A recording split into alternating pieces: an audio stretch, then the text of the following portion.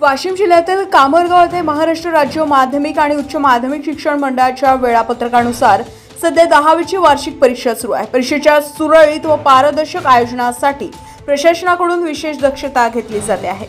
कामरगाव मधील केंद्र क्रमांक 2068 वर एकूण 304 परीक्षार्थी परीक्षेला सामोरे जात आहे। यामध्ये मराठी माध्यमांचे 233, उर्दू माध्यमांचे 49 आणि इंग्रजी माध्यमांचे 22 विद्यार्थी सहभागी झाले।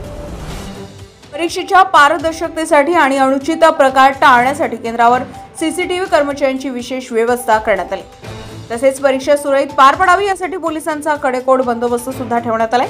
परीक्षा केंद्रावर मुख्याध्यापक सुरेश राठोड यांच्या मार्गदर्शनाखाली केंद्र संचालक ए.एन. चव्हाण हे संपूर्ण परीक्षेवर देखरेख ठेवून आहेत। परीक्षार्थी कोणत्याही अडचणींशिवाय परीक्षा देऊ शकतील याची संपूर्ण दक्षता सध्या घेतली जाते।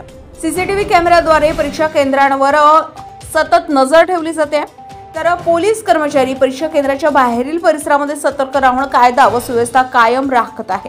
राज्यात अनेक ठिकाणी 10वीच्या परीक्षेदरम्यान गैरप्रकार घडल्याच्या घटना समोर येत असताना कामरगाव परीक्षा केंद्रावर मात्र परीक्षा सुरळीत आणि पारदर्शक पद्धतीने पार पडत आहे। प्रशासन, शिक्षक आणि पोलिसांच्या संयुक्त प्रयत्नामुळे परीक्षा केंद्रावर शिस्तबद्ध वातावरण दिसून येते आहे।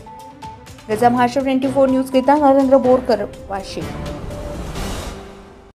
ताज्या घडामोडी आणि बातम्या जाणून घेण्यासाठी गरजा महाराष्ट्र 24 न्यूज या आपल्या YouTube चॅनलला सबस्क्राइब करा आणि बेल आयकॉन दाबायला विसरू नका, जेणेकरून आपला व्हिडिओ आल्याची ताजी खबर तुम्हाला ताबडतोब मिळेल।